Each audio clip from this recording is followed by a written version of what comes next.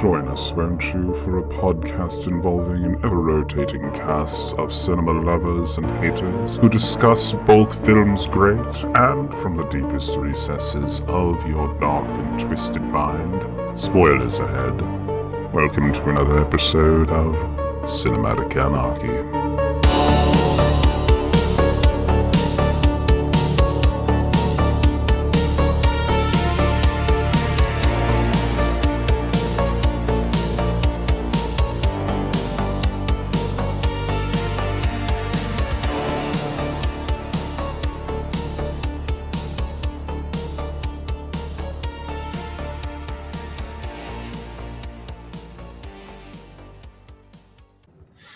Welcome to another ill-conceived and possibly very chaotic episode of Cinematic Anarchy, where today I am joined by Matt and Rachel of the Strange and Beautiful Book Club podcast.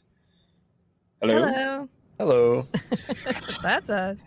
And we are going to discuss a film that will probably haunt my dreams for all the wrong reasons. Oh my God. A film that challenges the definition of what is a film. The 1984 John Borman cult classic. Is it 84? Is it 74? 74. Did I say 84? Okay. 74. Yeah, I was like, don't blame the 80s for this. This is pre-Star Wars, I guarantee it. This is definitely a little tacky. A little weird. It didn't think it was. It thought it was some serious fucking cinema is what this thought it was. This is some strangeness that took itself a little too seriously. Yeah. Yeah. Zardoz. John Borman. Why? Why? I just like that they got Sean Connery for this.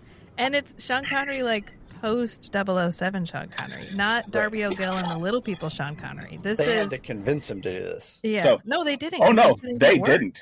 That was the problem. Oh. And so so get work at after James Bond, he was typecast as James Bond. And so they were like, hey, here's $2. You want to wear a red diaper and some fuck me boots? And he was like, I'd have done it for free. And then he just diversify your portfolio. Basically out of desperation to get back in the eye of the public. And let me tell you, the imagery of him in a red diaper and thigh-high fuck-me boots along with a bandolier. It's unforgettable. That's what it is. Memorable. Seared into my cornea. Seared. Traumatizing, one might say. I close my eyes and I see that hairy chest, which is definitely... strange. And it's on like a lot of the film covers that you see if you find it around for streaming or whatever. It's like a clip of him in that. Like they're like, "Hey, we know what you're coming for." Right, so it's like him in that standing on the rocky shore, right? Which is like one tiny bit of the movie. I mean, name another recognizable part of this movie. Like anybody in this movie that you recognize more than him. We did recognize Consuela. Yep. Okay. She plays in a lot of stuff as an older woman. She's actually in the new Dune movies. Okay. She's the Reverend Mother. She's the Reverend Mother. Matt was like, I know her, but I know her as older. And so we looked her up, and yeah, she has been in a lot of stuff. Mm-hmm. I recognize the face, but at first I think I mistook her with another actress whose name it escapes me right now. And I can't. Now that name is going to bother me. I'm going to have to go look it up. I'm not going to do it right now, though, like I normally do, where I spend like 20 minutes like, you guys talk. I'm going to be down here for a minute. Yeah. I'm looking a thing up. Yeah, I don't know. The opening really sets the tone, and I guess they added that opening because they felt like viewers wouldn't know what was happening without that introduction. I had attempted to watch Zardoz in the past, and it didn't have that introduction. Really? The floating head. I don't remember. Maybe you blocked it out. It explains nothing. I don't know what they thought they were explaining, but it doesn't explain shit. He's like, I'm going to tell you a story, but it's a story from my past, which is also maybe the future, which is also maybe a thing that won't happen. So here we go. And you're like, what? Wait. And the entire time I'm just thinking, why did they think they had to Sharpie in the handlebar mustache and the beard? I don't know. Why draw it in? You think he did that? And he was like, let's see if they say anything. And they just left it. what was that? I'm a fake god by... I bet somebody drew it on while he was passed out drunk. And then and then they woke him up. Okay, it's time to film. And he showed up and he didn't know. He didn't notice. They had to put on the headdress because he had a dick on his forehead too. Right. Yeah. Maybe they couldn't grow facial hair. Maybe that's what it's supposed to be, because they are eternal, immortal, perfect. We've left behind the nastiness of sex people. But does maybe they don't have body hair. They can't get. Does eternal, immortal also mean like perpetual prepubescence? Yeah, maybe. They can't have erections because that's a plot point. That's an entire scene where we're going to study Sean Connery's ability to have an erection. Reflexive erection, yay! I was like, what is happening? I love the little animation where she's like, we're going to go from this, and it's like a flaccid penis, and then it does the like stop motion like to this, and it's this.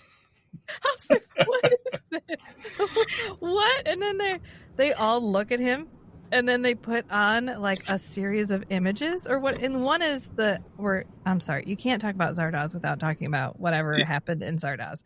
So there's that whole scene where they have that woman taking a shower, and it's just her tits. That's it. Right. Just her washing herself. They're trying to get him aroused. Right, I know, and he's like, And so they're like, okay, let's try something else. And then they go to mud wrestling, and it's two naked women mud wrestling. Mind you, nondescript women, because you can't tell who they are, what they are. It's just no faces, no nothing. No, because the point is the tits. And then he looks over at Consuela, and they're like, eyes. It's you. Because he gets that look on his face, too, like, the smirk. This one's for you. This one's for you. And she's like, ew, gross. So... did a little research. While we were talking about him doing this film and the reasons he did this film, there was a clause in this film that allowed him to pursue extra time in regards to love scenes that he was involved in. Oh, no. So if he felt like it, he could invoke that clause, and they would have to allow him to do more within that scene or spend more time on that scene.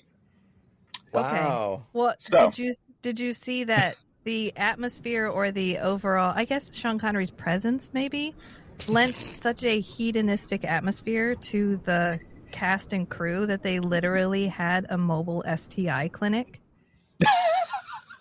No, I did not know that. And the population of the village, I think it's called Gary Kennedy, in Ireland where they filmed it, grew in population by 15% the next year.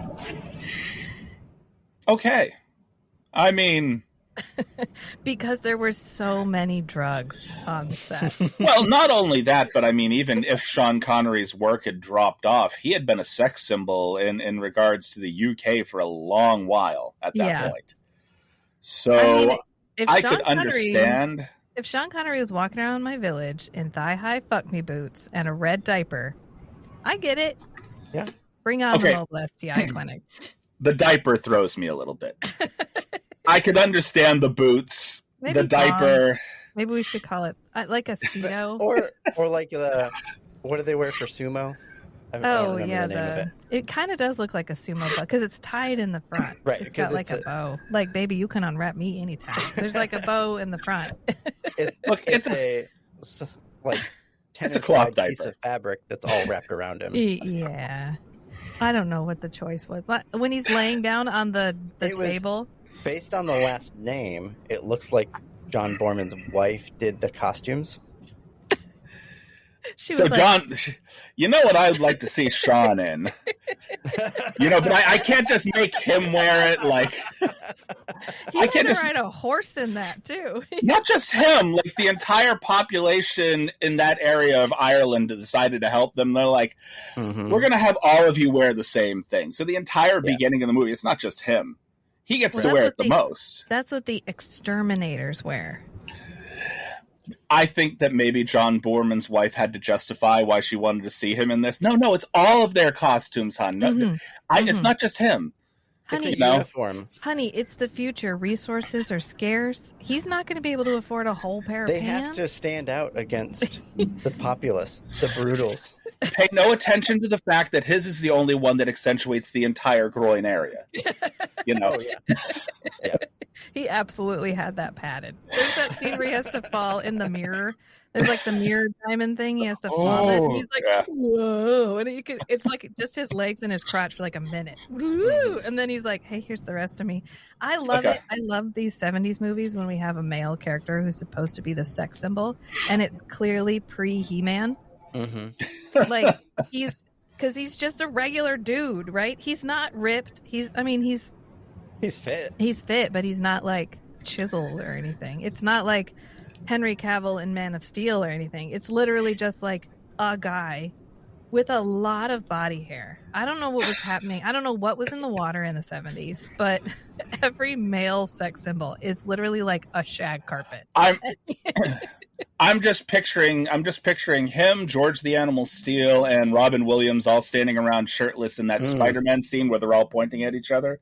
You know, comparing. I know I was like, do you think? Well, he's wearing a wig. I'm pretty sure he's wearing a wig. But like, did they put black hair dye on everything? I think he's wearing an extension back here. Some of that is his actual hair dyed black because partway through the movie, you can see the gray coming through at the edges. Oh, okay. So they didn't. You get a close up of him on the ground, and you can start to see his roots are coming in gray. They're like, okay, no, the gray won't do. We need to have jet black hair, and let's just throw this horsehair ponytail on the back. Yeah, it's extensions, hair extensions. Yep. Right. This was, I don't know, the opening scene where it's a giant flying stone head flying through the clouds, and they're all like, Zardoz, Zardoz. I was like, well, this sets the tone. Much to my wife's annoyance, I went around the house just reciting, guns are good, the penis is bad. For days after watching this movie the first time. Like, at random, I would just walk into a room and just, guns are good, the penis is bad. And my son's in the other room just like, yep, you're right, yeah. Oh my God. That whole scene, because the giant stone head lands and it's like, remember, guns are good. And they're like, and then guns are good. Vomiting guns out at everyone. And then it says the penis is bad because it shoots seeds or something like that, and it leads to overpopulation or whatever. Yeah. And then it's like, bleh, and it just starts barfing guns and bullets out at them, and they're all like, guns, and there's like a giant go forth and exterminate the breeders. I guess they had a hard time. They almost couldn't do that scene because they were in Ireland, and they were concerned about bringing the guns to Ireland because of the IRA at the time. Oh, yeah, fair. Okay. And they were like, they're prop guns, and they were like, they better be. They better just be prop guns. We'll be checking. Yeah. They better all be plastic. But they literally like jump into a pile. That's how many guns there are. Mm-hmm. This is probably what happens at the NRA convention every year. Just God's head vomiting guns. Uh-huh. Guns are good. The penis is bad. Here, have some guns. Instead of balloons and confetti, they're just like shoving entire piles of guns over into the crowd. And then we get that whole montage of them riding around on horses, killing people. No, gun conventions, you don't get the penis is bad part. It's just guns are good. No. Guns are good. The penis is also good. Use this as an extension of that penis. Go ahead and have fun. You don't have a big one? Have a bigger gun. Here you go. Right. So it's it was a choice. And then we cut to him in the head, and we don't know how he got in the head for like 3/4 of the movie. We're just like, he's in the head. Oh, and look, there's naked women in plastic. Shrink wrap naked women. What do they call that? No, vacuum sealed. Yeah, and we don't get a real good... wrap, basically. We don't get any context for why there are women in plastic bags in the head. None. We don't come back to that. I think some of it was him collecting specimens. I'm just guessing. Because there's also other scenes where, like... He's been doing a selective breeding program for the last couple 100 years. Then that makes sense. They seal a lot of things in plastic. Including the people that the tabernacle is basically bringing back to life. Mm-hmm. So that's what I thought. It's either him basically collecting people for that selective breeding process, or it is some of his own companions who are basically in this head being brought back to life by said tabernacle. We don't know because Zardoz isn't in this movie. No. Right. No. Yeah. He gets shot immediately. He gets shot and he's at the very end of the movie. Okay. I have complaints about that. Because clearly that ass was shot in the shoulder and then dove out of the damn head himself. Yeah, and then floats for a minute. He's like, I was like, is he flying? Just flying. Yeah, okay. That's fine. He's flying. Seemed like a badly shot scene out of the beginning of The Wizard of Oz. Yeah, it was. I don't know what was happening. And then he's like, oh, okay, that guy died. Well, all right, I'm just going to explore this area. Here's another thing they never really explored in the movie is they mentioned that the head flies from vortex to vortex. So there's multiple vortices. Vortexes? Right. He gets back to Vortex 4. Where are the other...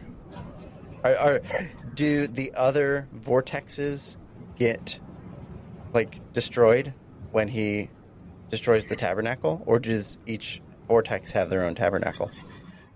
Because at one point they start... What is the tabernacle? At one point, they just start referring to it as the vortex. Outside of, they had Vortex 4, Vortex 5. I'm wondering if it's just sections of the same vortex, just to keep it organized for them or something. Like maybe the area where the apathetics are a separate vortex, and then... I don't know. The description of the movie says this is like the last outpost of immortals who are preserving the knowledge of all of humanity. And that's all it says. Which is... kind of bullshit because, doesn't seem like they had a lot of collective knowledge between all of them. I think that might have been, okay, so this is one of those movies that thinks it's like real fucking deep. Mm-hmm. And I really think that was supposed to be part of the point, was that these people think that they're really superior and they're really advanced and that they're maintaining this knowledge for future generations, but they actually are not. Like when he first goes to that room, when he lands and suddenly he's in like the Irish countryside and he's at like a little Irish house and he goes inside and there's that room that has the writing on the wall and he finds that ring and it's telling him like we needed wheat, we needed leather, but leather is like Luthar. You are. And carrot says Karratz. Yeah, so I think it's supposed to be like we were preserving the knowledge, but we're not actually good at preserving it. So we're preserving like a corrupted version of what humanity used to be, which is why it doesn't take very long from them getting him into the vortex for them to start being like, maybe we should kill each other with sticks. I feel like Arthur Frayne had said that he had been alive for 300 years, and I feel like at some point preserving knowledge was not necessarily the purpose, and knowledge became entertainment to sort of pass the time. Yeah, I think that's what it's supposed to be. What do you guys think about this? Zardoz as a story long ago in the history of the Dune universe. Okay. Because I noticed a lot of things that seem to be inspired by Dune, like the selective breeding program, a particularly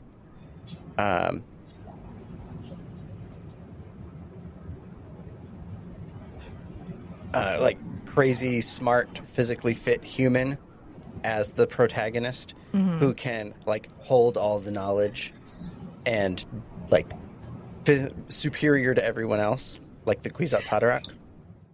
Okay. And Dune came out in the 60s, so this could have been like if he was doing a lot of drugs and reading Dune. I mean, imitation is the sincerest form of flattery. Yeah. Well, I feel like Dune set the tone for sci-fi for a long time because pre-Star Wars, this is sci-fi. Sci-fi was like campy, weird, pseudo-intellectualism. You might have a spaceship or two, or it's in the future, or whatever, but it's supposed to be like an exploration of humanity extrapolated into the, whatever, fantastical future. That's why Barbarella is so weird. That's why this one's so weird. It's why Flash Gordon is so weird. All of those sort of like, before Star Wars was like, what if it's just the future?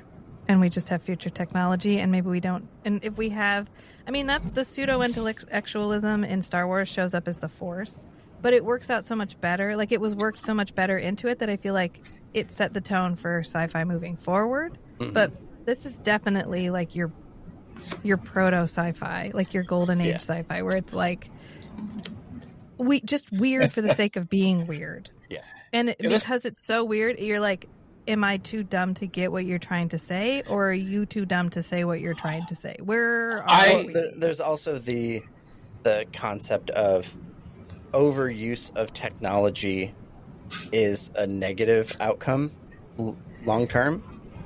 So they become dependent on and almost enslaved by the tabernacle. So because they can't even die. And immortality is a curse. Right, because they can't die. The tabernacle, they keep getting brought back. Yeah. I think upon my second watching, I thought to myself, okay, there's a lot of missing information here, things that I don't, even to this point, I don't understand. Like, okay, why did they do this, that, and the other thing? And I think the movie was filmed to put us in a position to be as confused about what's going on as Zed was throughout the entire film. And it worked. I was. Oh, yeah. Yeah, I'm still confused. Yeah.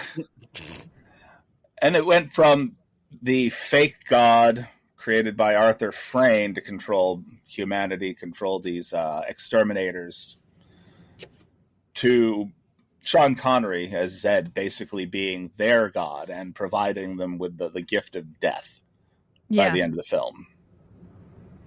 As an exterminator, that would be his job anyway, so... Yeah. I mean, they definitely treated him as if he were a god. Well, at the beginning, they're like, he's an animal. And then as time goes on, they're like, maybe he's less of an animal? Well, Consuela thought he was an animal. Right, she always does. But then they're like, wait a minute. You're the perfect human specimen. You're a mutation. They noted very early on, while they were like psychically examining him, that he had perfect memory recall.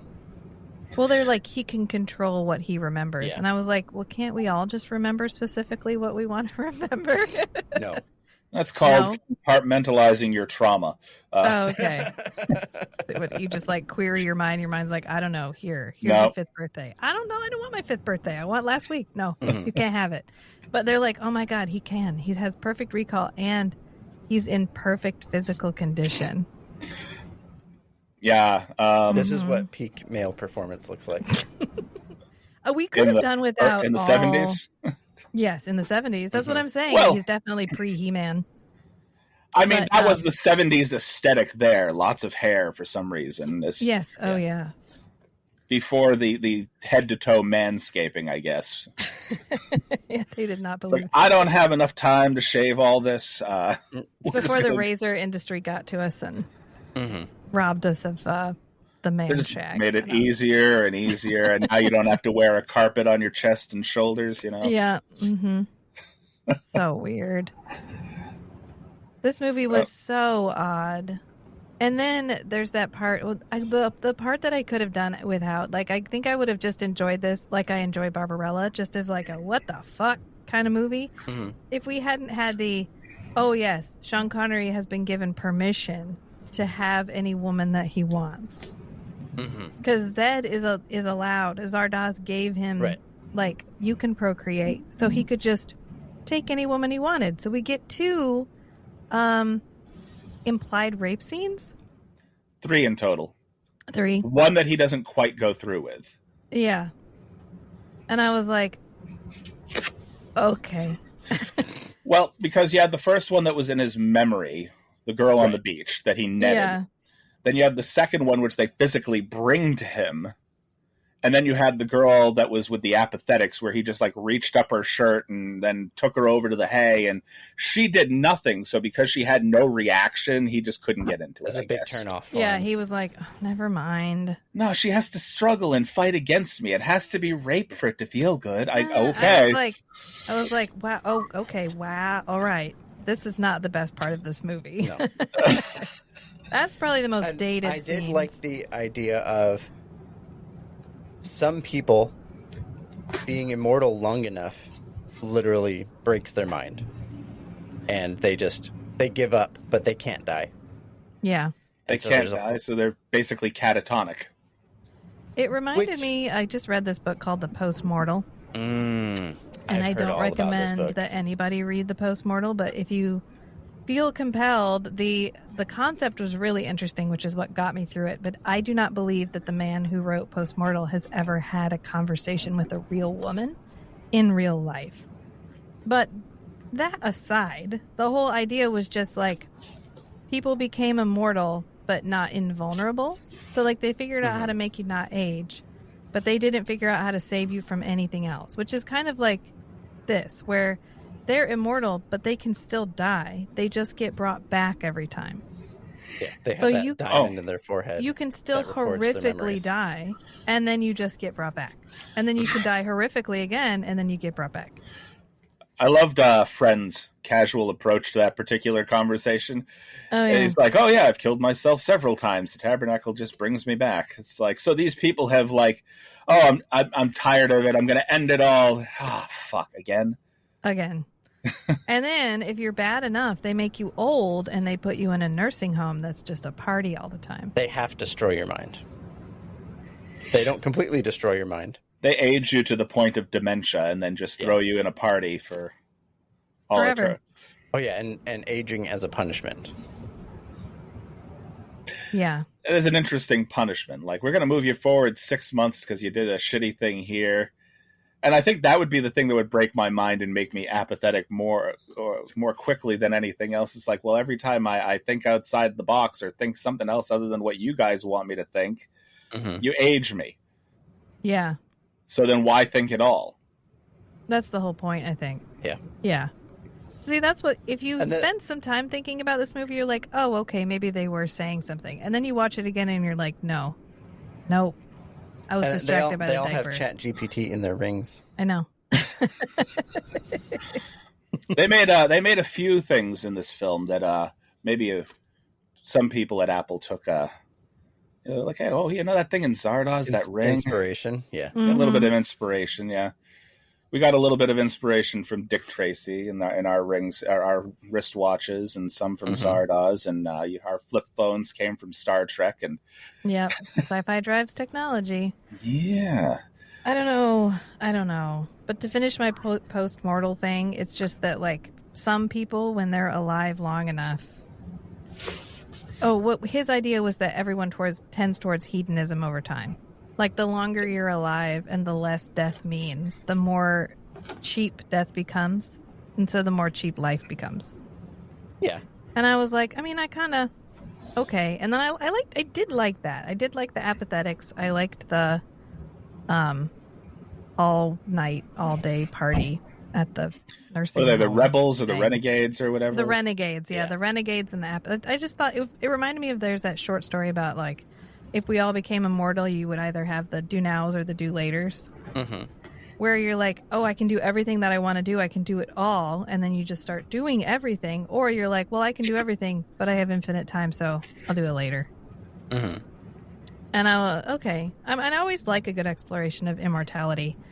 I didn't know what was happening after about 45 minutes of this movie. And by the end of it, I had actually taken Benadryl. Yeah, she missed the last 20 minutes. And had a couple of gin drinks. So I was just like in and out a little bit. So I remember. Benadryl and alcohol? How brave. I was just like. What? What? So, I mean, I needed it to get to the end of this movie, I think. Because he holds it. At one point, he's looking for the tabernacle. And I remember him holding up the crystal and it being like, where's the tabernacle? And it's like, I could tell you. He's like, are you the tabernacle? And it's like, I can't tell you. And he's like, okay, so you're the tabernacle. And it's like, oh my God, you found out all my secrets. I'm just going to tell you everything now.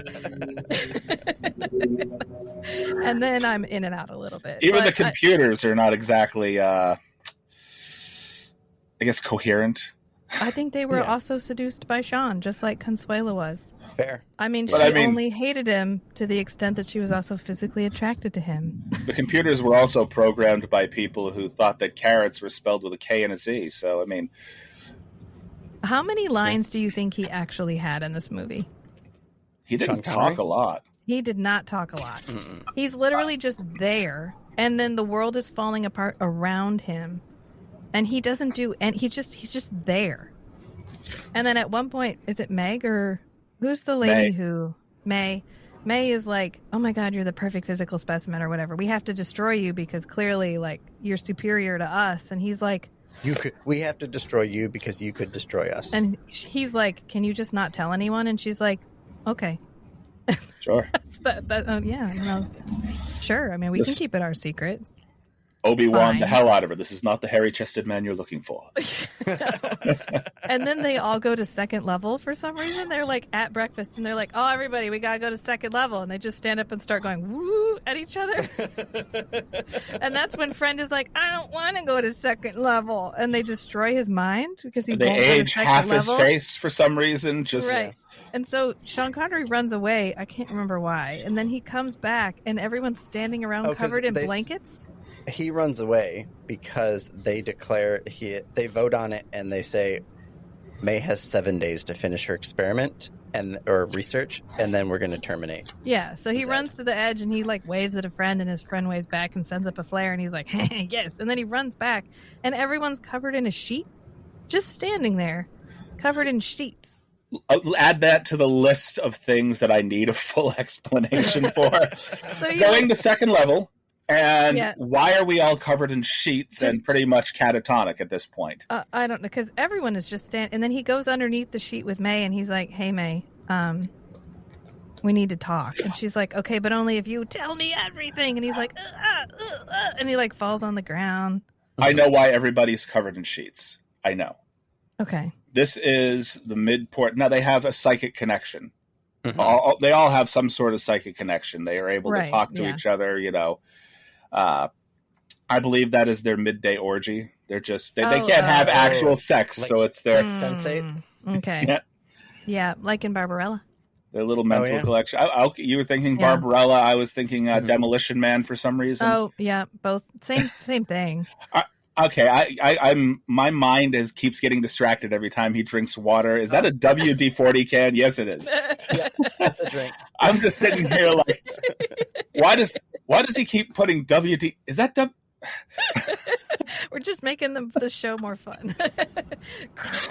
Keeps my mind lubricated. So it absolutely threw me for a minute there. Okay.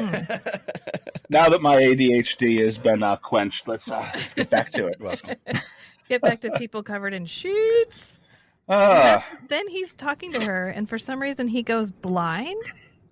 And then he's like, I'm blind. Why did he go blind? It was something about the interaction between May and him, and then like her psychic Consuela interrupting them mid, I'm guessing, mind fuck because she can't have sex. I don't know. Well, Consuela can, because We're Consuela gets copying pregnant files later. to this flash drive. Do not disconnect it from the computer. Which essentially means that Consuela eventually interacts and has the same sort of bestiality that she had accused May of in that moment. Yep. Mm-hmm. Yeah. I know, and it doesn't even take that much because she's decided she's going to kill that fucker. And so she's running around with a pack of immortals, like trashing their world, breaking all of their stuff, while May and her little cohort are like downloading all of humanity's knowledge to Sean Connery for some reason through osmosis, because that doesn't take any time. While they take his seed to be able to propagate his genetic superiority into the immortals. And I was like, what happened in the 70s? Was it the lead? Was it the aerosolized lead? Is that what it was? I wasn't there. I don't know. It just feels like... I want a terrible director's cut of this film. I really do. I don't want them to explain anything.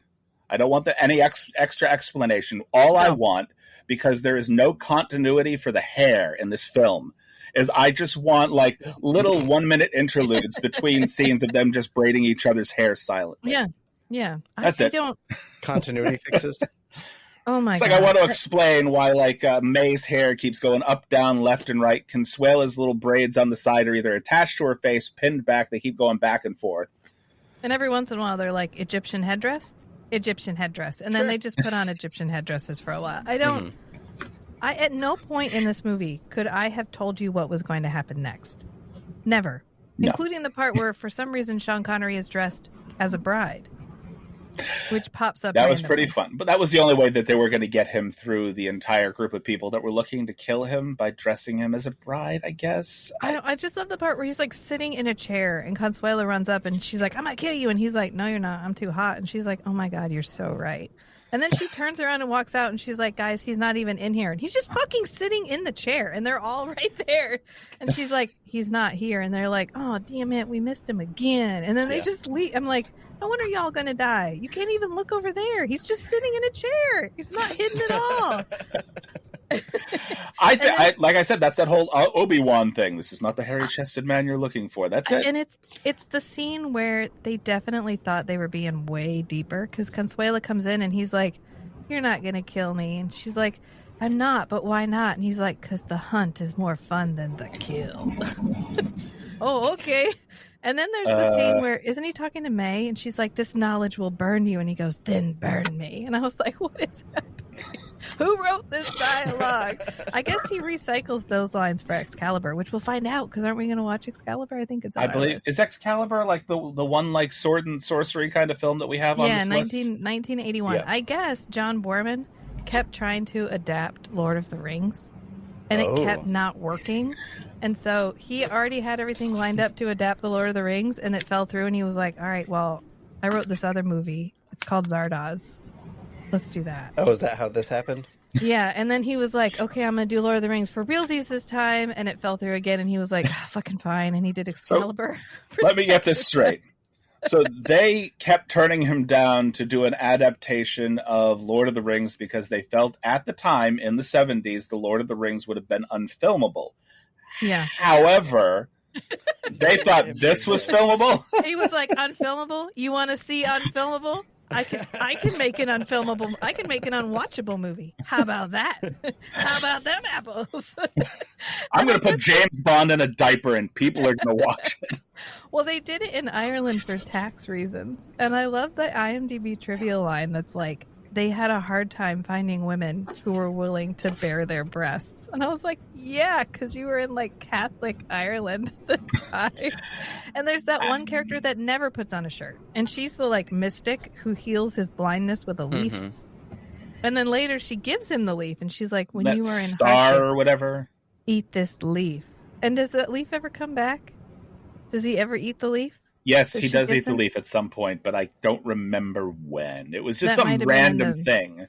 It might have been in the Benadryl haze at the end there. It's just like... I remember him like putting goop in his eyes and something else. That's where she gives him the leaf.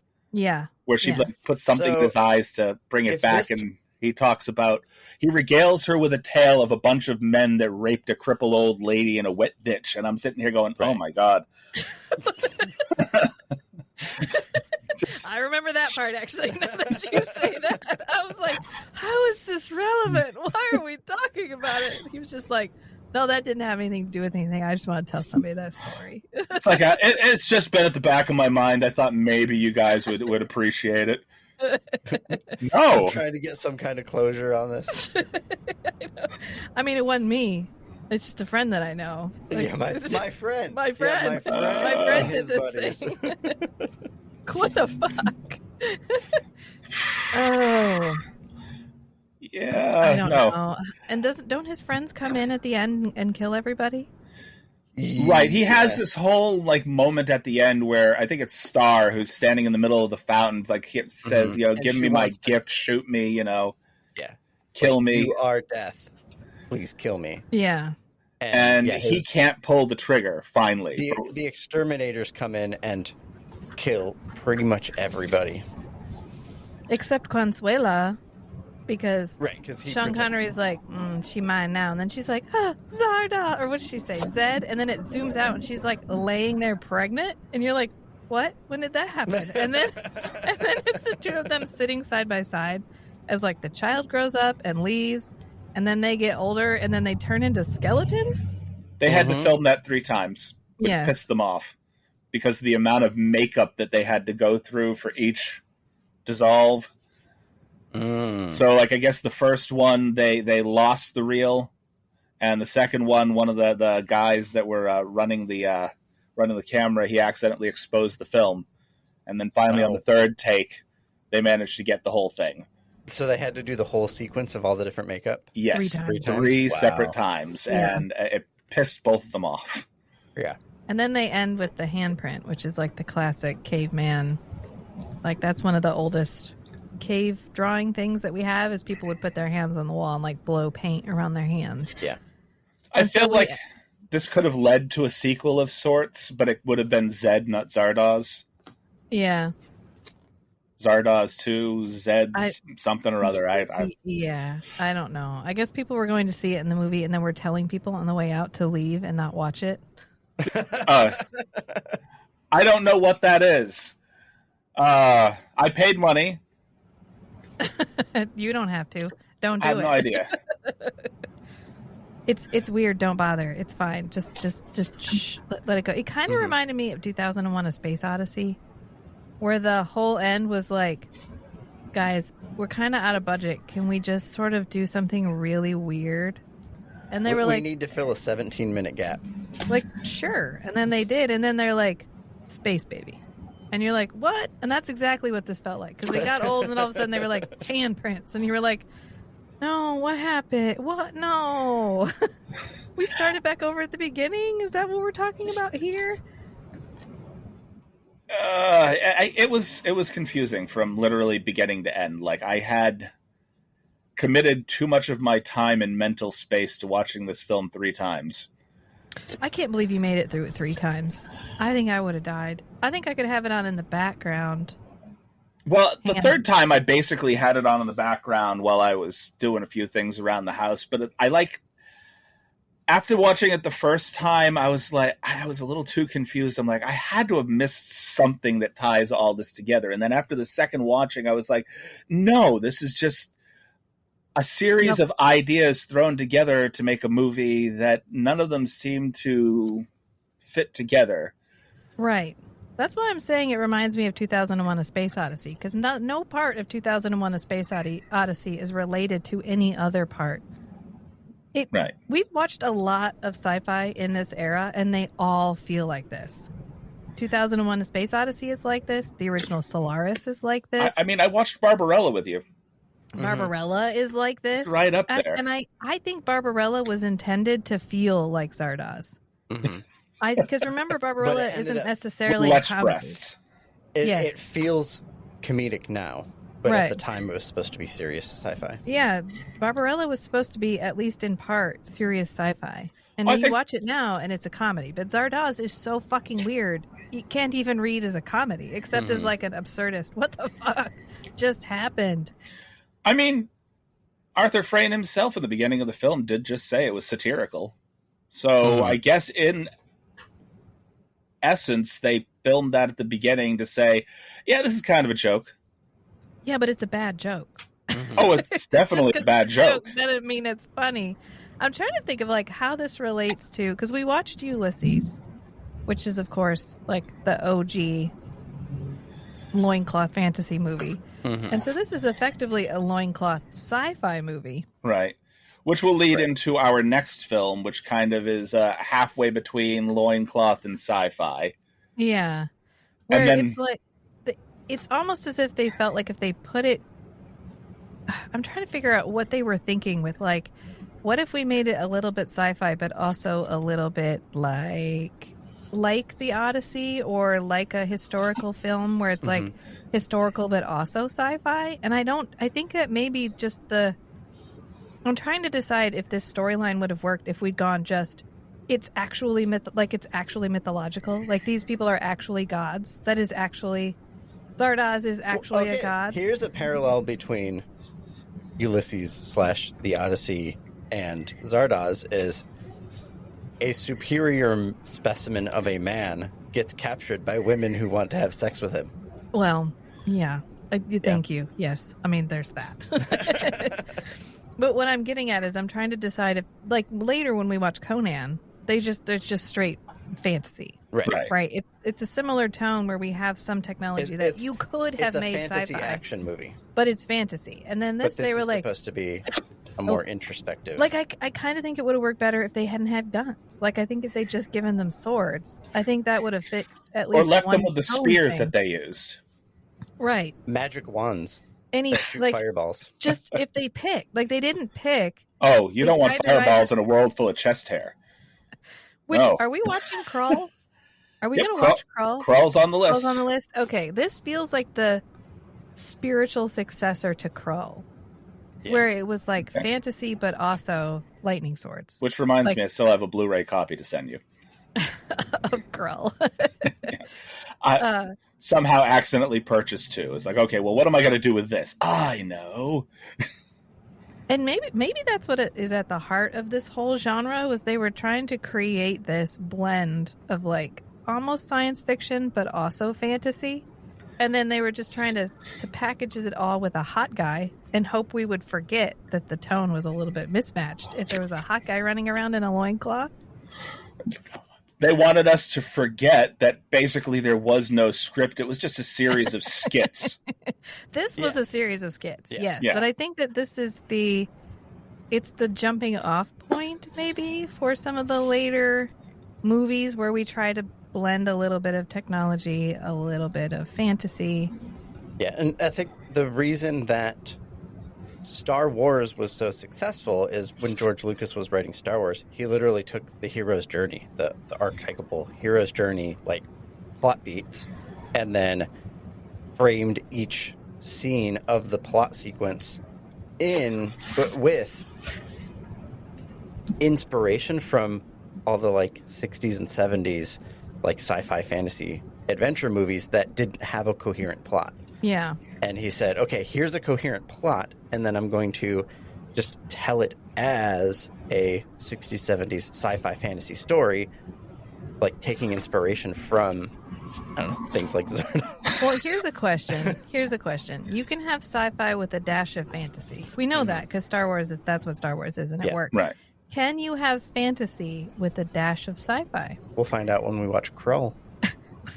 Well, this is kind of the same, where it is effectively fantasy. We don't know what happened to the world. There's the rings, but like we don't know how the head flies. Right. We don't know technology-wise how everything works. I believe it could all just be magic. Yeah. I believe that the head probably flies in the same way that they communicate with each other. You have telepathy, telekinesis. Right, which makes it fantasy. Maybe that's the reason for all the freeze-dried, or not freeze-dried, the shrink-wrapped humans on board. They're like, we're just going to use the collective psychic power of all their minds. And that's the propulsion system. Oh, my God, did we just figure something out? Another version of punishment. Well, you don't think the way that we need you, so we're going to go ahead and use the collective like psychic connection between all of you to float the fake godhead. Like battery power in the Matrix. Right. Which again makes it fantasy with a dash of sci-fi. And I honestly think that maybe have we ever had a successful movie that did that? Really? I can't think of one off the top of my head. Right. It's like we like our fantasy, and we like our sci-fi, but it can have a little bit of magic. Like you can have a little bit of mystery in sci-fi, but I think with fantasy, it's really challenging to add in technology. And I think in the 60s and 70s they tried in like I've been on coke for 17 days. And that's why I wrote this scene. Because there's we haven't even talked about the part where there's the like crystal table in the weird pyramid room with just naked people in the walls. Yeah. I believe those were all, so that was the, I guess, rebirthing area. So if you like kill yourself, that's where Arthur Frayne was being rebuilt. You could see the little fetus of him being rebuilt within the wall. Yes. So, I remember the fetus in the bag. Yes. But the rest of the people don't move, and then he comes back whole in like 2 weeks. Right. Which makes me wonder where all these maybe they just have that much turnover. Did someone get paid to lay there naked? Because those are real smooshed people. against the wall, Yeah. They are real people. Mm-hmm. Yeah. It's like, what we need you to do is we're going to have this whole scene and you guys just lay against the wall. Or maybe it was a video board of some sort that they used. I don't remember. But the whole wall in the background that's also a projector kind of reminded me of the Atmos, or the Matmos from Barbarella. Right. Oh, okay, yeah. Especially when they're like, this is your genetic code and it's just a jellyfish. I was like, okay. I think we knew what DNA looked like. I think we figured that out already. And they're like, this is your genetic code. Literally. I'm not sure that they put that much thought into it. No. It kept playing over top of him when stuff was happening dramatically, like to remind the viewer that he was a superior human specimen because it was just like jellyfishing over his face. Mm-hmm. This is one of the few films that John Borman both wrote, directed, and produced. So, like, he was the beginning and the end of all the creative input. I read somewhere that he said this came to him in a dream as the entire movie. Like, the entire movie came. He woke up and was like, I got a movie. And he wrote all this down, and then he made it. Someone was dropping a lot of acid in the 60s and 70s. Mm-hmm. Yeah, he also said, I was on a lot of drugs, and I don't actually remember filming parts of this movie, and even I don't know what it's about. So what we're going to do here is we're going to do an hour and a half of Monty Python-esque sketches, but you are required to act it out as if it was the most serious drama in the world. Correct. Right. Correct. Yes, and then like when we see the stuff in the ring, it's spelled wrong. But then there's what's that phrase that's written on the wall in the background at the very beginning, and it's spelled correctly. So we're not even consistent in. Oh, I actually have that. I pulled it up too. In this secret room from the past, I seek the future. And then they quoted T.S. Eliot. That's what he quotes at the end. I do remember that because he was quoting the poem, and I was like, oh, that's T.S. Eliot. And then he goes, that's T.S. Eliot. And I was like, I knew that one. And T.S. Eliot wrote like one serious poem in his entire life, and that's the one that everybody always quotes. But then he also wrote Cats. And I kind of feel like, what a choice to be like, let me quote the love song of J. Alfred Prufrock, which is the poem he quotes. Let me go ahead and quote this. And I'll imply that this was really deep because we know that Sean Connery like taught himself to read, and they're like, "Oh, was it hard?" And like he was Tarzan. like, "No." It was like, "What? Like it's hard?" And then he read all the books, and then he's like, "Oh my God, Zardoz, like the Wizard of Oz." So that's where I was a little thrown. It's like I read all these books; it wasn't difficult at all. I go, so you weren't able to piece that together at all? Like it took you that long? He did eventually when he read Wizard of Oz. He like closes the thing and he like covers strategic letters and he's like, oh my God, Zardoz. And I was like, would anyone have done that? Would anyone have looked at Wizard of Oz and been like, if I take the Z and the I and the R and the D and the O and the Z, that makes Zardoz. Oh my God, this is where he got it from. Let me tell you, I have seen the name of this movie I don't know how many times. I have never sat down and watched this movie physically until we sat down to do this particular podcast. Even mainly because of the outfit that he wears throughout the film. It's like, I don't know if I want to be this uncomfortable watching a movie. Because it's just a weird choice for get up. I understand it kind of now. It's still uncomfortable. You know, the whole Pancho Villa thing with the Zeus mask and the diaper. Anyway. Not working for you. I had a point I was making. But in the entire time that I had watched this movie, never once did I think, oh, Wizard of Oz. Yeah, that makes sense. No. I watched the movie and then he does the whole thing and I'm like, how did I not get that? I get this one mixed up with, what's the movie with Olivia Newton-John? Xanadu. Every time I see the cover, I'm like, is that the Sean Connery in a diaper one? No. I have to like... Can you imagine looking for Olivia Newton-John and getting this? There's another movie with Sean Connery in space where he's on like a mining colony. Outland. Oh, Outland. I ended up looking that up because they call them Outlanders so much. Yeah. I was like, wait a minute, wasn't he in? Before I watched this, I was like conflating scenes from Outland with scenes from Zardoz. And I was like, how does he get from the red diaper bandolier to mining colony? What's the connection there? Oh, wrong movie. Not the same. Okay, so if this was a recovery of a failed production of Lord of the Rings, what resources were reused? The flying head. From the intended Lord of the Rings and the guns, production and the animated penis erection scene. It wasn't the like Irish countryside like little village. I guess that might fit in Lord of the Rings. It wasn't the costumes. No, the vests. What were the costumes? Piles of shotguns. Everyone was just wearing skirts and vests. I mean, I think the scouted locations more than anything else. Like, we got permission to use these locations already. We might as well do something with it. Let's film a shitty sci-fi. Sean Connery says he's on board for $200,000. He just wants to $200,000. The fact that I know what scenes he required extra time for, that he used that clause for, the fact that he requested extra time for what essentially was 3 rape scenes and one where he impregnates the girl at the end. Makes me a little uncomfortable with Sean Connery in this movie. I think an argument could be made that Sean Connery's career after 007 was a crapshoot. I mean, he has like The Hunt for Red October. He has a couple other ones that are okay, but for the most part, he was just all over the map after 007. They asked a lot of accent work from a man that couldn't pull off an accent. Because he was supposed to play a Spaniard in The Highlander and a Russian submarine captain in the Hunt for Red October, and he is just an Irishman, or Scotsman, sorry. Yeah, no, he never, ever does an accent, ever. This is me doing my Russian accent. I mean, in Highlander, they got him a dialect coach, and they sent him to Spain. For months. For 2 weeks. 2 weeks he spent in Spain with the dialect coach. Yeah. And they were like, did you get an accent? And he was like, yep.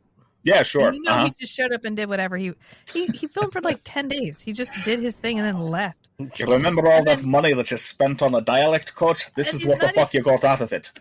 He's not even supposed to be Spanish. He's supposed to be an Egyptian guy. He's supposed to be an Egyptian guy dressed as a Spaniard. Dressed as a Spaniard with a Scottish accent. And then in the Highlander 2, they're just like, fuck it, he's Scottish. And when he comes back to life, they play the bagpipes. Yeah. And then when he dies, they play Amazing Grace on the bagpipes again. There is a lot happening here. Try not to think too much about it. I was just like, what the fuck is happening? You know what? You hired Sean. You knew what you got. I can't do an Arnie accent. I can barely do a Sean Connery accent. I apologize. I think you did great. So overall, what did you guys think about the movie, outside of it just being absolutely confusing? You know what? I'm actually glad I watched it because I've seen it. It's one of those ones that like it pops up all the time and I'm like, oh, okay. And then I'm like, maybe later. And then you just never, there's never a moment where you're like, I'm ready. I'm ready for Sean in a diaper. And then this is the nice thing about doing podcasts is that you're like, okay, I'm watching this for a podcast. You're forced to choose that movie. And so you have to sit down and watch it. And I'm like, okay, like I'm glad I can look someone in the eye and be like, yes, I've seen this movie. Will I ever rewatch it? Highly unlikely. Right. But it almost, there's that like, we've talked about this. There's that level of awfulness where it's good because it's bad. Yeah. And then once it falls below that line, it's just shitty. Like it's unwatchable. But there's that like sweet spot of like, it's so bad, it's fun to watch. Like I would sit down with someone and watch this movie. Yeah. Just to be like, you got to see this shit. Okay, so there's a like just in human nature, there's a like desire or almost a compulsion to share food even when it's bad. So you go, oh my God, this tastes horrible. You have to try some. This movie is ridiculous. You need to watch it. Yeah. Yeah, I wouldn't sit down and watch it on my own, but I would be like, check out this shit. Yeah, as the shared experience. Yeah, and I think it's an important thing to watch in a like stepping stone to where we're going to go with sci-fi and where we're going to go with fantasy. And the sort of like just throwing darts at the board that we did all the way from the 60s through the 70s until we hit Star Wars, where we're like, you can kind of see where the train of thought was, what the sources of inspiration for this more like actiony fantasy sci-fi stuff that happens in the like 80s Well, I think it's really part of the thing that we're missing in cinema right now is just experimentation. Like, we were doing so much experimentation in the 60s and 70s. And yeah, sometimes you get Zardoz. That's but sometimes why I appreciate... Sorry, I'm cutting you off. No, go. I was going to say, that's why I appreciate independent cinema over what would be popular cinema right now, is because popular cinema seems to be going by an algorithm of what they think people are going to watch, whereas independent cinema seems to be a little bit more true to people's artistic tendencies. So you get a lot more weird stuff. Like Mandy. Yeah, that's a good example. Yeah. Where you're like, no one's going to go, like, you put that in theater, half the people are going to be like, the fuck? And then people who like horror movies are like, hell yeah, chainsaw sword fight. Fuck yeah. Like, it's a good movie, but it's very experimental. This was a movie that happened. You were about to say good. And you were like, this is a good compromise on their vision for the movie. He had a vision and he made it. Let's put it that way. But I think that this is the kind of experimentation we have lost. Yeah. And so I appreciate it for that. For being that. I don't know that all the content is great, but that's the point of experimentation, is like, well, that didn't work, let's try again. Yeah. And so I appreciate it for that. So I'm glad we watched it.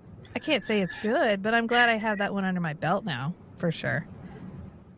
Because I feel like we're going to reference it again as we go through this series, because these themes are going to pop up again.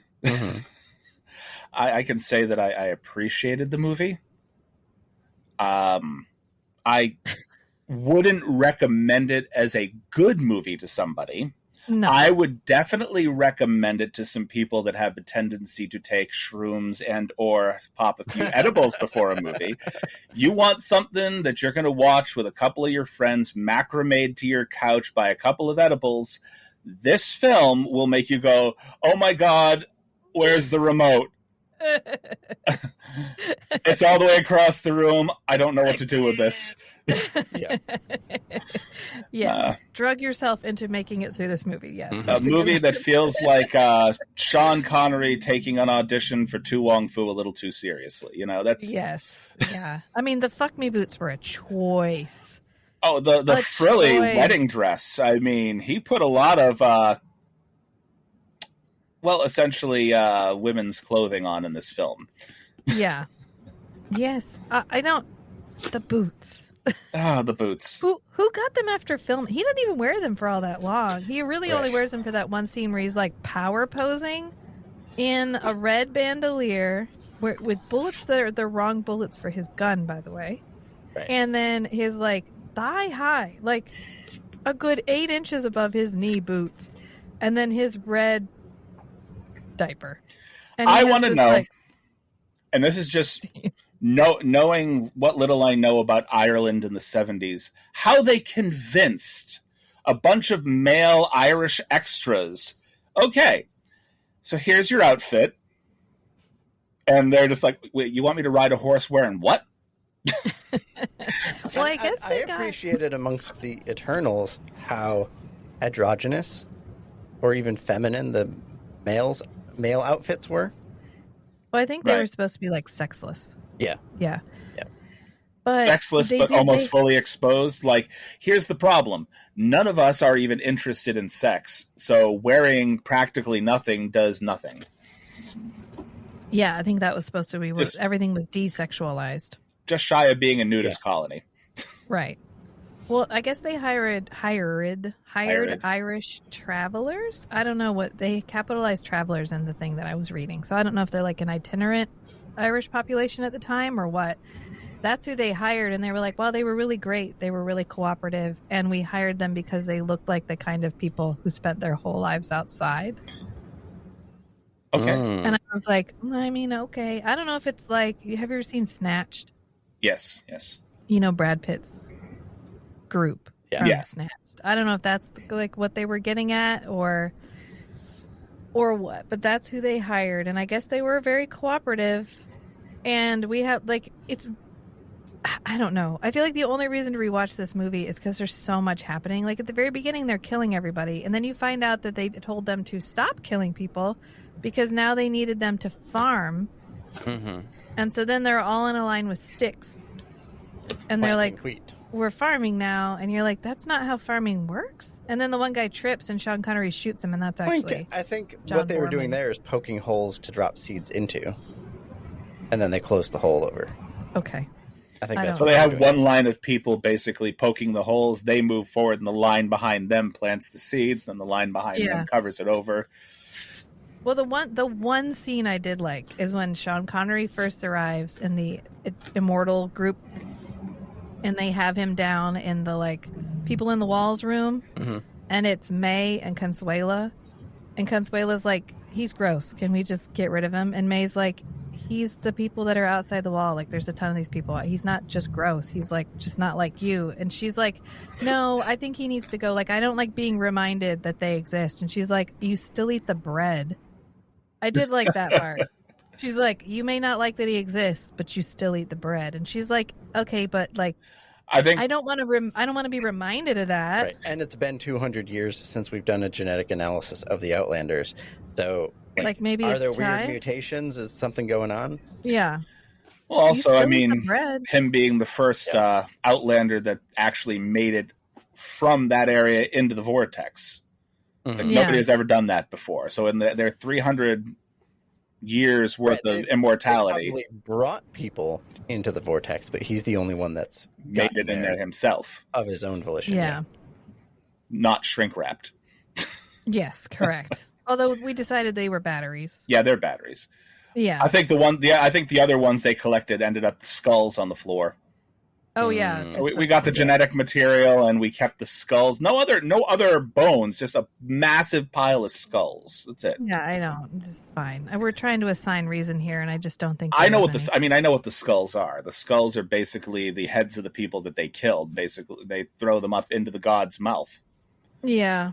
I know, and Mm-hmm. they keep acting like it's this huge mystery how he got in there. You have a giant head that flies in and out. That's hollow. You can't put two and two together. He climbed in the head. Yeah. Well, yeah. Yeah. Floating. I'm wondering. It's how I think he hovers just far enough off the ground that they shouldn't have been able to climb in, which Well, they doesn't go make in any to load sense. the wheat. Right, and Zardoz should have, screened the head before he took off. Well, they go in to put the wheat in there. That's how he got in there. Right. Yeah. They I think pour that's the what they wheat- want to know is how did you get past? Why was Zardoz not? Why didn't he see you? Why didn't he find you? Because Right. he should have kicked you out before he took off. I don't know. Let's see. You basically have armed this entire crowd of people. Now he's immortal, and even if they shot him, he would come back in the vortex. Right. But it took them, I guess Zed was the only one that figured it out, this long to realize, okay, we are basically giving you sacrifices. Like some guy got killed directly in front of the head before they gave it to the head. They're able to load the wheat onto the head. None of them thought, what happens if I just stick around for a little bit? What if I hide? Not until they had the perfect physical specimen. I don't think they knew Zed that he was a knew. perfect physical specimen. He was the only one with the I think padded balls Zardoz to do knew. it. Well, they thought he was God. They thought the head was God. That's why Right. they didn't. And then the only reason Sean Connery, Zed, his character, decided to try it is because he found that book. He found the Wizard of Oz, and he was like, "Oh, maybe Which it's was all a Zardoz lie." presented to him. No, he found it in the. Zardoz said he late at the end. It might have been while you were out. Zardoz explained that he was the one who, presented the Wizard of Oz to Zed. Yeah, Arthur Frayne wanted was. him to figured it out. Because Arthur Frayne he'd done this selective breeding program to produce people who could break the Eternals from their curse of immortality. I think this was all a long game for Zardoz to destroy the tabernacle. But he couldn't think about it too much. And he said Friend was in on it with him. And I think that's why Friend was so friendly to Zed, is because Friend was in cahoots with Zardoz on the let's cultivate the Outlanders into a weapon that we can use against the tabernacle. I like that one scene between Friend and Zed, where it was like literally a 10-second interrogation before he's like, you know what? I can't interrogate you. Let's just walk around and show you everything. Oh, you're so clever. Okay, let's just go. The other movie this reminded me of is Battlefield Earth. I don't ever want to be reminded of that movie, though. Where the aliens abducted a human, and they want to see what the humans are capable of, and so they educate this human, and it turns out this particular human, maybe all humans, were actually way more capable than they thought, and then this human ends up destroying them. Yeah. Because they brought the human in and shared all their knowledge with it. Because, you know, humans just be that smart. Mm-hmm. Mm-hmm. When was that written? Well, it doesn't matter when it was written. It was the brainchild of L. Ron Hubbard, you know, Scientologist dude. Yeah. Oh, yeah. Yeah. Yeah. I'm not going to get into Scientology right now. No, it's okay. I'm good. But it was a 1982 novel. So after this. Well, was it inspired by Zardoz? Was it pre or post Dianetics? I don't know. Making you look up more things. I have heard that Dianetics was the outcome of a bet between L. Ron Hubbard and Isaac Asimov about whether they could turn a science fiction story into a religion. And L. Ron Hubbard was like, bet. I'll show you. And he did. Oh, he won that bet in spades. Mm-hmm. And to this day, we still have Tom Cruise. Hello, Tom Cruise. Yeah. Hello. Everybody has their own religion, does their own things. Well, not everybody has their own religion. The Dianetics is from 1950. So it was post Dianetics. That's been around since 1950. So basically, Wikipedia says. Okay. Yeah, published. I didn't realize it had been around quite that long. We've taken a right turn at Albuquerque, and there's a 3-inch wide spider on the wall next to me. So we don't have to talk about Sean Connery in a diaper for too much longer, is what I'm saying. Well, I mean, we may not have to talk about it during this particular podcast, but he's coming back up. He's coming back up. He's coming back up because I had an idea that I brought up before the beginning of the podcast, and we won't talk about it now. We'll just let it happen when it happens. But also, we definitely will call back to Sean Connery's diaper several times over, I imagine. The animated penis erection scene will haunt me. Yes, correct. There's a lot of things in this film that are just sort of burnt into my corneas, and yeah, only real complaint that I had with the movie. One complaint. One. I mean, there's a lot to complain about, but I think there's only one that he wants to highlight right now. Real complaint, and that is the scene where they decide to basically take him in and provide them with all of their knowledge. The osmosis scene. The osmosis scene, which literally takes more time than most of the end of the movie.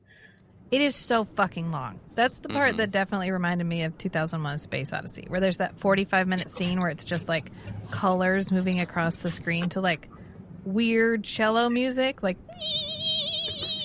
45 minutes. That's 17 minutes. It's so long. It's so long.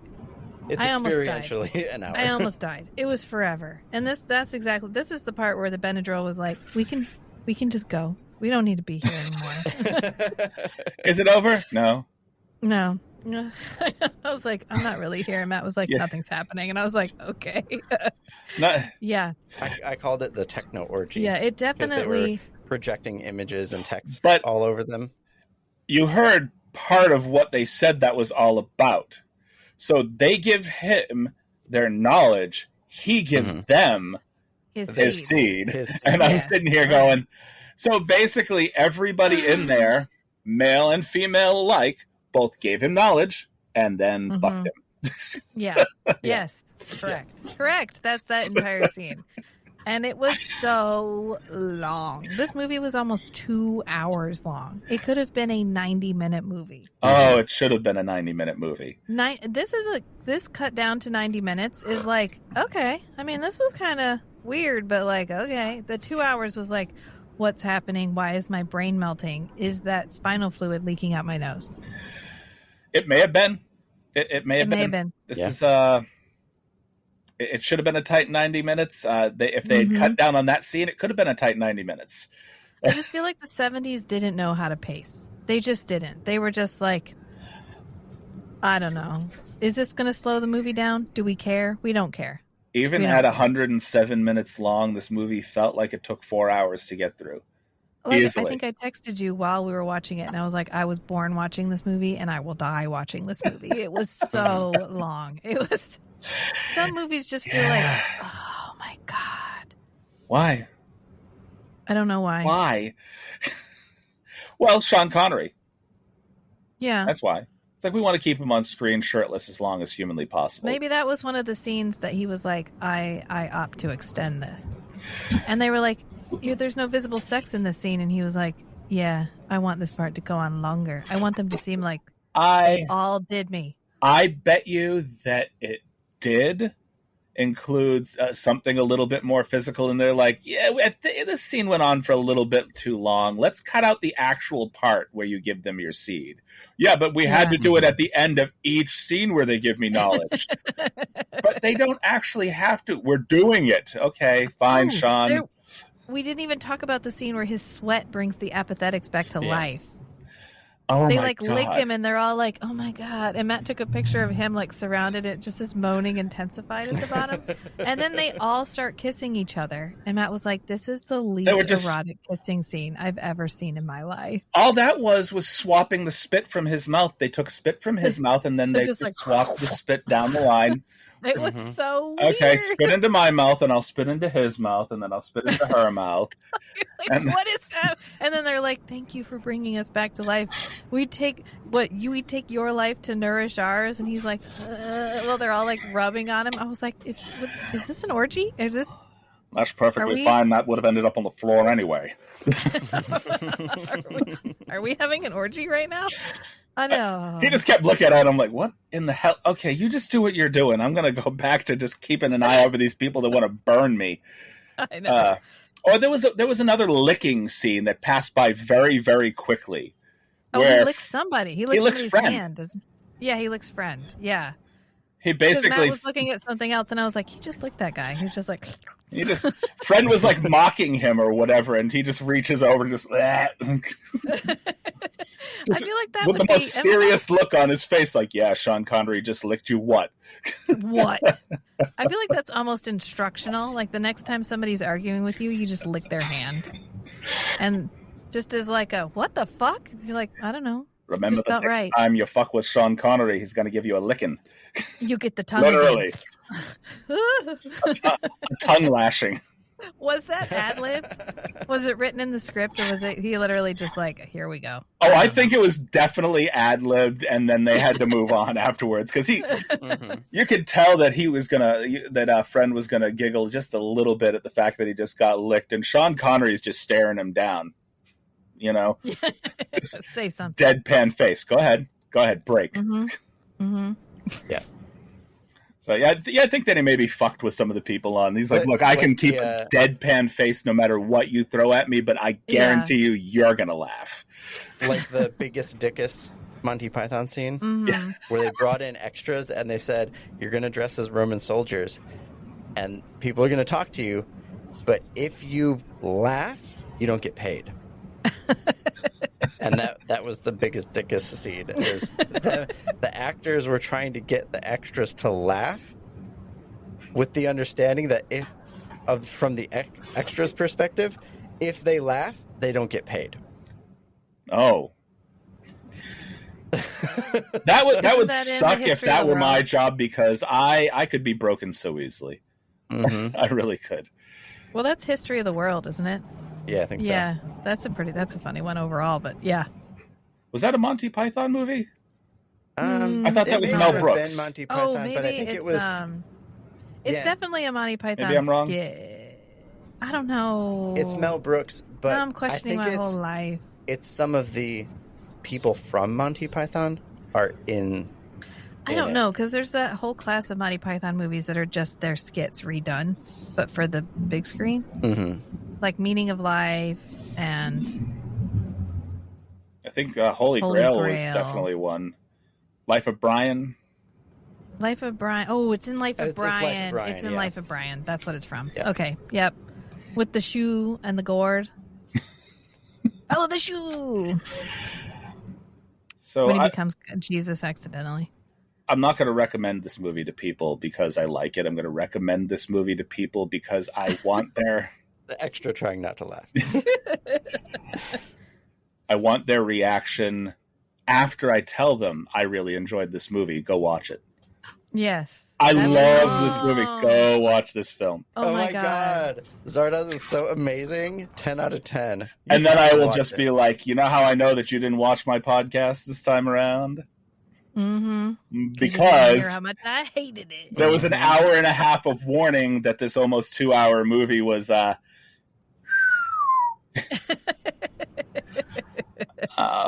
don't know that you could ever tell somebody you watched Zardoz and you liked it and then be like, and keep a straight face. are you serious? There's this amazing movie with Sean Connery and thigh-high fuck me boots. There's an entire series of people that I know that just hearing that, they would be like, I'm in. You son of a bitch, I'm in. You know? Sean Connery in a diaper wearing thigh-high fuck me boots. I got to see this. There's an entire grouping of people that I know would watch that without a problem. And then there's another entire group that would go, you would have to handcuff me to my couch and then take the remote away and make sure that I couldn't throw anything. I feel like once this movie started, I was in. Like, I wanted to see the whole movie. Mm-hmm. Not in like a good way, but just in a, where's this going? Morbid curiosity. Yeah, what? I don't. I've seen that pose with him and the gun. Like, he is definitely doing a James Bond pose, but in that outfit. Right. And I thought to myself, what is this? I have to see it. And I believe I watched Outlander at one point, thinking it was this movie. That's what you were with Matt, because Matt also thought that was this movie. Yeah. And I had never seen Zardoz. So, like, I watched Outlander waiting for this scene. Like, is there going to be, like, some jump into the future where he's going to be wearing this? Or, like, some flashback where they're going to be like, I made some choices earlier in life. You know, it just... Can you imagine paying money and seeing this in the theater, not knowing what was coming? Just being like, oh, Sean Connery's in a new movie. Cool. And you go and you're like, no. Like, for an hour and 47 minutes. You know, that being said, if they were to do an anniversary showing in the theaters, I would definitely invite a group of people that have never seen this film before to go with me. And all the way, I would just be raving about how much I loved it. Oh, you got to see this film. It's got to be on the big screen. You know, you just have to get the friends that are cool with film nudity. Like, you couldn't get the friends that are like, oh no, I don't like it when there's nudity. You'd have to get the ones that are like, casual tits are fine, because this movie is like tons of casual tits. If it's a friend of mine that would be willing to watch any movie from the 60s and 70s, they're going to understand. There's a little bit of implied.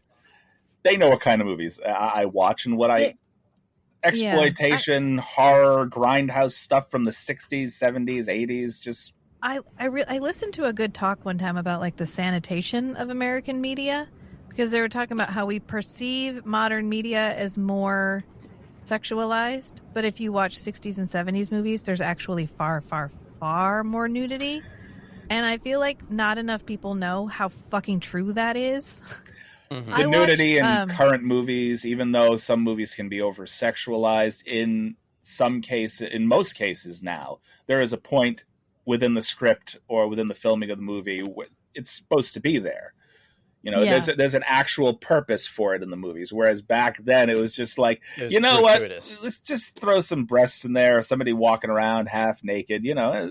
In male nudity, like I watched, is it Ganja and Hess? The vampire movie? It's a vampire movie. But there's a scene where there's a guy running naked, and it's just a full frontal guy running. thigh slapper I'm just running like it was and in slow motion. So, hey, don't want to miss any moment of that, I guess. Or like the opening of Carrie, where it's full frontal nudity of like young girls. I have only ever been surprised by male nudity once. Once. Like, it was one of those things like you, in most movies, you're kind of like, oh, okay, yeah, there it is. Well, why is it there? And then one movie I'm watching, and I was just like, okay, that was completely unexpected. Full frontal Robin Williams was not something that I really needed. What movie is that? The Fisher King. Oh, okay. There's a whole scene where him and Jeff Bridges, is it Jeff Bridges or Beau Bridges? I think it's Jeff Bridges. Bridges. It's one of the Bridges. Not in Madison County. But it was this whole scene in the park where basically he strips down nude and they both lay out in the field and just watch the stars for some reason. I guess Bridges is trying to figure out, like, or kind of connect with him in some way because he basically cost him his wife because of his whole shock jock routine. And I'm just sitting here like, I don't understand why they had to randomly have Freeball and Robin Williams in this film. It was out of nowhere. It just happens. And I'm just, there's no preparing for it. It's not like he strips down. It's just clothed Robin Williams, no clothed Robin Williams, Okay. It's like, like the only other time that I've ever seen him do a nude scene and you kind of expected it. I believe it's like The World's Worst Dad or something like that. Which is like a Bobcat Goldthwait film. And he like strips down and at the school and goes and dives off the high dive into the pool. Okay. Yeah, wow. It's like you kind of expect that. There's a lead up to that. There's no lead up in The Fisher King. It's just, here's his dick. That's all you get. So we tried watching Being Human. Okay. Which is a Robin Williams movie. Where it's like a series of skits, like vignettes through time. Okay. Oh, yeah. And we did not make it. Kind of like Cloud Atlas? I like Cloud Atlas, but if nothing ever connected.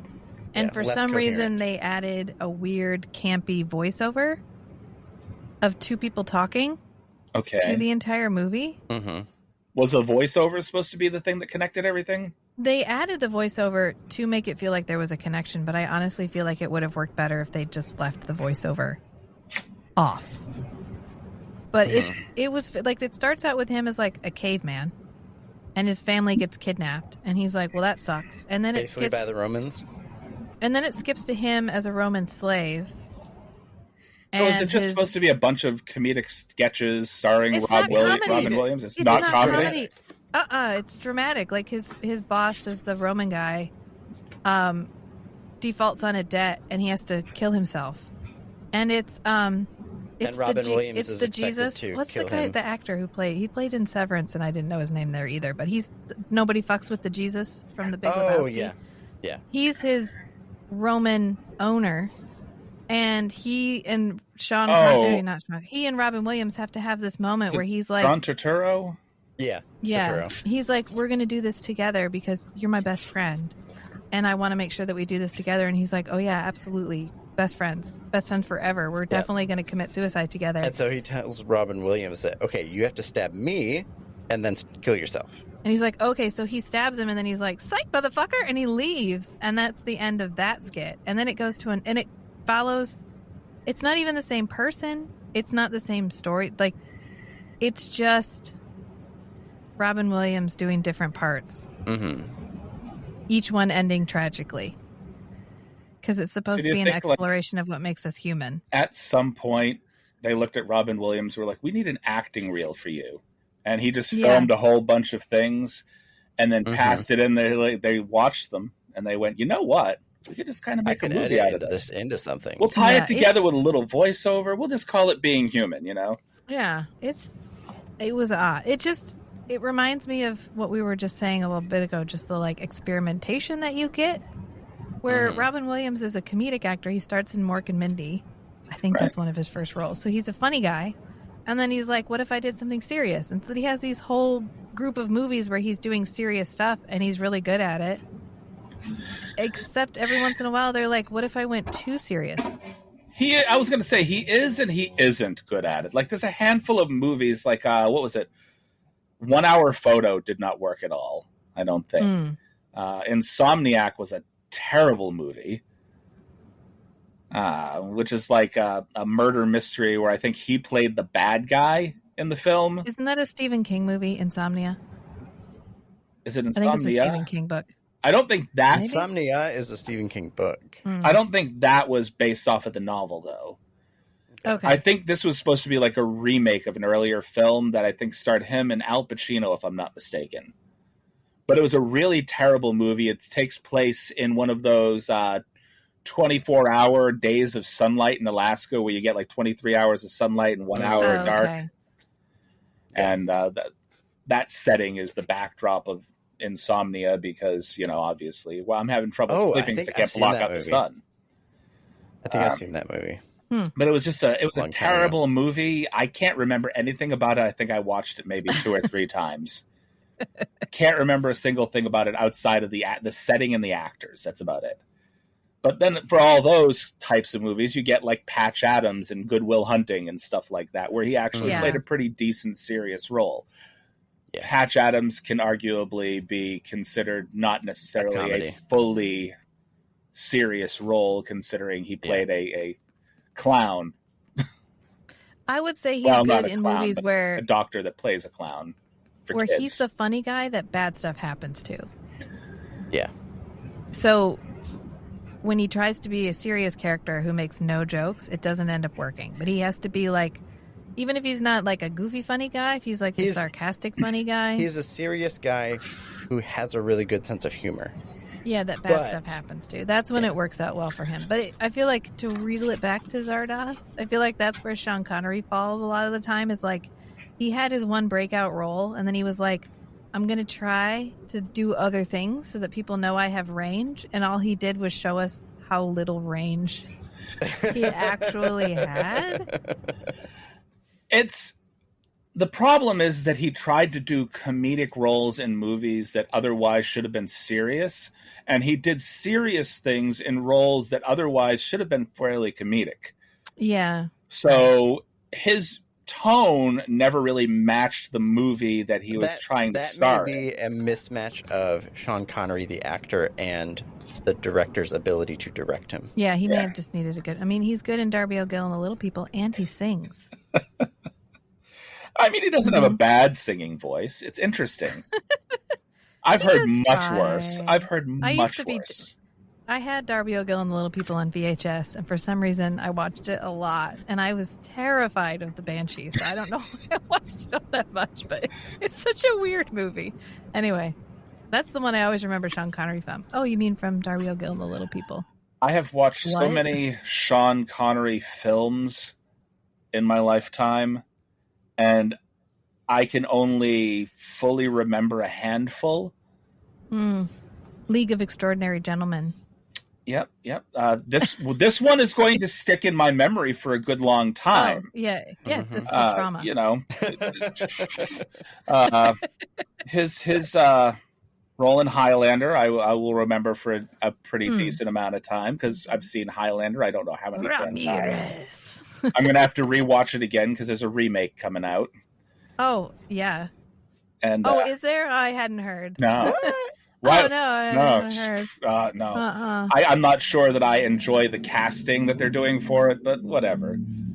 I mean, as long as Henry Cavill's still in it by the time it's actually out. Who was the other one in it?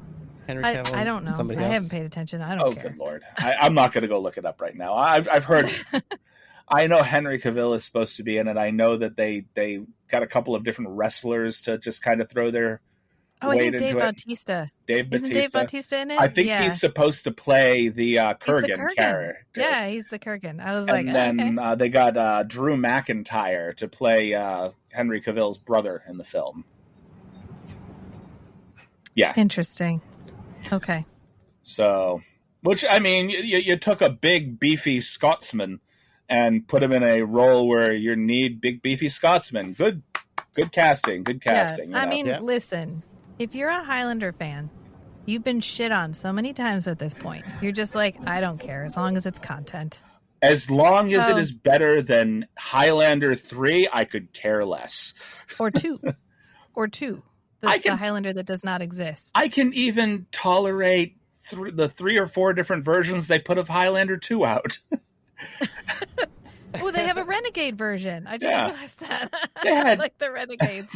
From Zardoz. Yeah. Mm-hmm. They weren't pulling I things just from love that they brought places. Sean Connery back with the power of friendship. Because Christopher Lambert was like, I'm not going to be in this if Sean's not in this. And they were like, he died in the first movie. And he was like, figure it out. I don't care. And so they brought him back. So apparently You beheading write the story. I just act in it. apparently beheading a Highlander isn't the end of them. You just got to be really good friends. Just really good friends. The quickening. It's fine. Don't think about it too deeply. Just like don't think about this movie too deeply. I don't think that I had the ability to get into it far enough for it to sink in deeply. No, you don't want it to. I tried. I really tried the first time through the movie. You'd need the mobile STI clinic. That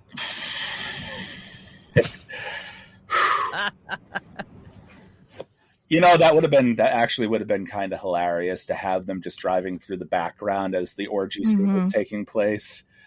We'll be right over here when you need us. We'll be here when you're done. Setting up the chairs and the injections. Okay, who had actual sex with Sean? The fact that the entire group of them had been sexless for 300 years and licking Sean Connery was the reason they all were able to that. Listen, whatever works. And it wasn't even the main immortals. It was been the ones that had just given up on everything. Apathetics, yeah. Yeah. It's like, what? They were like, oh yeah, because when they're running to find Sean, oh my God, I just remembered that part. The Benadryl cloud parted for a minute. Right. The scene where they're like chasing after him and they're all like, well, we got bored, so we just started fucking each other. And they're all like on the statuary naked. One guy is like clearly had seen his memories of murder and it brought out lust in us. Basically, that was the whole scene right there where they went from group fucking to group fucking. Mortality. Yeah. Brought them back. Yeah. And they were to like, the present. what if we stopped chasing him and we just, I don't know, like fucked each other? And they were like, oh, that sounds like a better use of our time. And then they're like having civil conversations with the other people walking through the scene. They're like, have you guys seen Sean? And they're like, hang on, I'm in the middle. Yeah, okay, no, he's over there. Yeah. Which made me wonder if like the entire scene near the end where he was supposed to basically kill these people, if they just, the exterminators had come in and just eliminated people mid-coitus, because that was kind of their purpose. Like, you're supposed to kill people that are breeding. Oh, guess what? They're breeding, so they would be the first ones to go. It's like, hey, they're just standing over there. Let's kill these ones first. It's like you don't run away from a dog because the dog has a strong instinct, a trained instinct to chase, and the exterminators have this, trained and bred in instinct to kill people who are breeding. Bad eternal. Don't breed in front of the exterminators. Oh, all right. So overall, maybe I don't hate this movie. I don't like this movie. I would give it a solid 5 right down the middle. It was an educational experience. Yeah, I'm not mad I watched it. Cinematic history. Right. It's a good, this happened. Okay. Now I've seen it. This is not a garbage pail level disappointment, but it's definitely not a movie that I would actively watch again if it wasn't for this particular podcast. I was more horrified by the Garbage Pail Kids, to be honest. Yeah.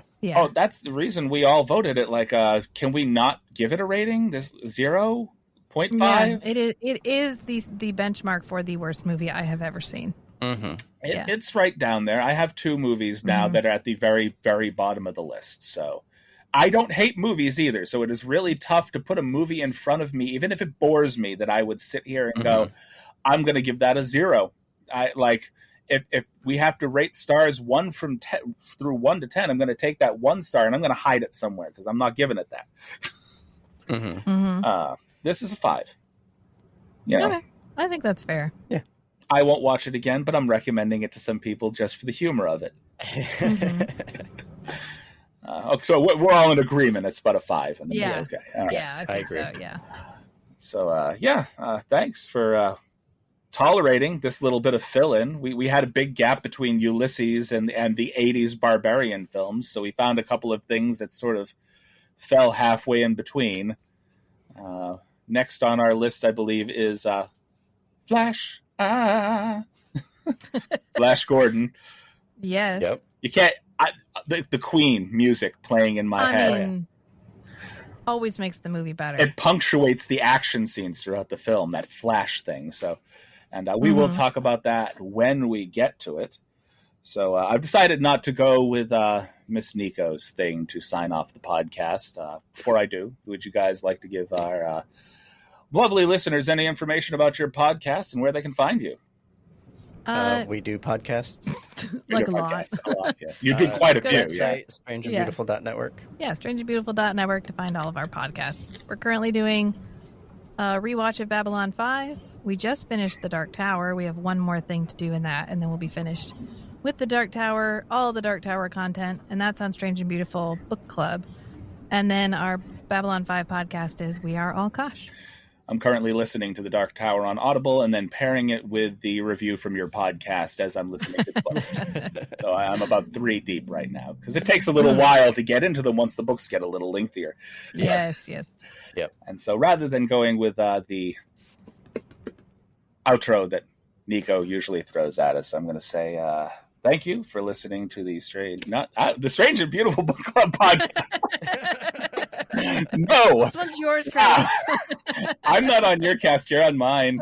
Thank you for listening to Cinematic Anarchy. You can find us on YouTube, Spotify, pretty much wherever you can find your favorite podcasts. And remember, when life gives you lemons, take those lemons, squeeze them, throw a little bit of water in there because, the hydration thing, and drink a full-on cup of Anarchy because don't put any sweetener in that. Bye. Nice. Bye.